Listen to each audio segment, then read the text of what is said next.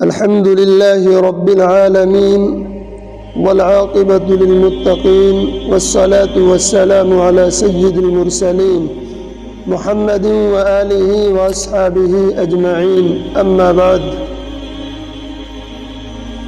اللهم ألهمني رشدي وأعذني من شر نفسي. دوستو، ہمارے یوٹیوب چینل امامہ اسلامک اسٹوڈیو میں آپ کا استقبال ہے. آپ دیکھ رہے ہیں ہمارا خصوصی پروگرام پیارے نبی صلی اللہ علیہ وسلم کی پیاری سنتیں. آج کا عنوان ہے کہ کھانے کو برا کہنا ممنوع ہے. حضرت ابو ہریرہ رضی اللہ تعالیٰ عنہ فرماتے ہیں کہ نبی کریم صلی اللہ علیہ وسلم نے کبھی کسی کھانے کو برا نہیں کہا. اگر خواہش ہوتی تو تناول فرماتے ورنہ چھوڑ دیتے. یعنی اگر کھانا پسند نہ ہوتا تو اسے برے الفاظ سے یاد نہ کرتے، نہ اس کے متعلق کوئی ایسا کلمہ کہتے جس سے اس کی برائی ظاہر ہوتی. مثلا ایسا کڑوا جیسے ایلوا، ایسا کالا جیسے کوئلہ وغیرہ وغیرہ. چنانچہ آپ صلی اللہ علیہ وسلم کو گوہ، جسے عربی میں ضب کہتے ہیں، پسند نہیں تھا. آپ نے اسے نہیں کھایا مگر برا نہیں کہا. حافظ ابن حجر اسقلانی رحمۃ اللہ علیہ نے فرمایا کہ اگر کھانے میں حرمت کی جہت ہوتی تو آپ اس کی برائی بیان کرتے، اور جو چیز مشروع ہو، حرام نہ ہو، اس کی آپ صلی اللہ علیہ وسلم نے برائی نہیں کی ہے. لہذا اس کی مذمت کرنا، اس کے لیے برے الفاظ استعمال کرنا یہ درست نہیں ہے. اب سوال یہ ہے کہ کھانا کیسا ہی ہو اس کو کھا لیا جائے؟ نہیں، بلکہ بات دراصل یہ ہے کہ کھانا جو ہمارے سامنے آیا ہے، اس کھانے میں اگر کوئی پکانے والے کی طرف سے کمی رہ گئی ہو تو ہم اس کی برائی بیان نہ کریں.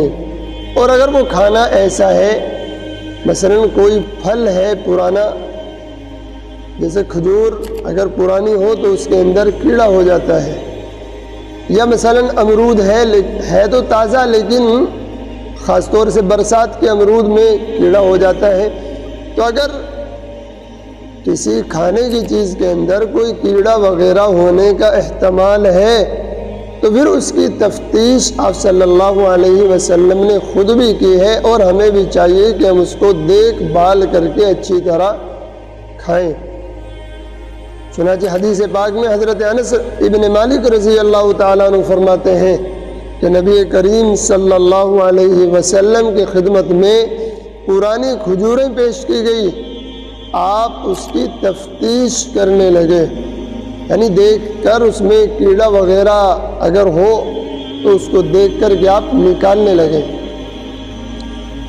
تو معلوم ہوا کہ پرانی کھجور میں کبھی کیڑا وغیرہ پیدا ہو جاتا ہے. آپ صلی اللہ علیہ وسلم نے اسے توڑ کر دیکھا کہ کیڑا وغیرہ ہو تو نکال دیں. تو کھانے وغیرہ میں کیڑے وغیرہ کا اگر احتمال ہو، جیسے سرکہ، شہد یا بعض پھل، جیسا کہ میں نے عرض کیا کہ امرود، اگر کیڑے وغیرہ کا احتمال ہو تو احتمال کی بنیاد پر اس کی تفتیش کی جا سکتی ہے، اس کو دیکھ بھال سکتے ہیں. چونکہ اگر ایک چونٹی بھی منہ کے اندر چلی گئی تو مردار کھانے کا گناہ ملے گا. تو اس لیے اگر کھانے کی چیز کے اندر کیڑا وغیرہ ہونے کا احتمال ہے تو دیکھ کر کے اس کو نکال دیں. اور اگر کھانا ایسا ہے کہ وہ اس طرح کا کوئی احتمال نہیں لیکن کھانے میں مزہ نہیں آ رہا ہے، کچھ بدمزگی ہے، تو اس کی برائی کرنے کی اجازت نہیں ہے.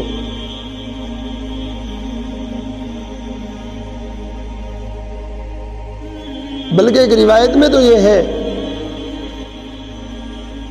کہ نہ کھانے کی تعریف کی جائے نہ اس کی برائی کی جائے۔ چنانچہ حضرت ہند ابن ابی حالہ رضی اللہ تعالیٰ عنہ نقل فرماتے ہیں کہ رسول کریم صلی اللہ علیہ وسلم نہ تو کسی کھانے کے ذائقے کی برائی ظاہر کرتے اور نہ اس کی تعریف کرتے۔ تو اس سے معلوم ہوا کہ کھانا عمدہ معلوم ہو تو اس کی بڑائی اور خوبی اور تعریف بھی نہ کرے، کہ یہ حرص اور عشق طعام کی علامت ہے، اور برائی بھی نہ کرے، جیسا کہ اس سے پہلی روایت سے معلوم ہوا اللہ تعالیٰ کی نعمت ہے اور برائی کرنے میں اس کی ناقدری اور توہین ہے۔ ہاں اگر خوبی بطور تذکرے کے یا داعی کے خلوص کے پیش نظر ہو تو پھر کوئی حرج نہیں، بلکہ امید ہے کہ اللہ تعالیٰ اس کے اوپر اجر عطا فرمائیں گے۔ تو آج کے سبق میں ہمیں یہ معلوم ہوا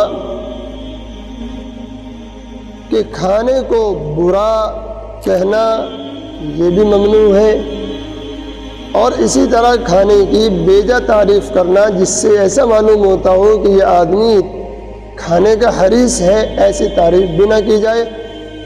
اور اسی طرح اگر کھانے کے اندر کوئی کیڑا وغیرہ ہونے کا احتمال ہو تو اس کو دیکھ بھال کر کے وہ کیڑا وغیرہ نکال کر کے صاف کر کے کھایا جائے۔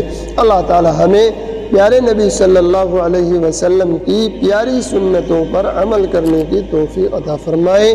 والسلام علیکم ورحمۃ اللہ وبرکاتہ۔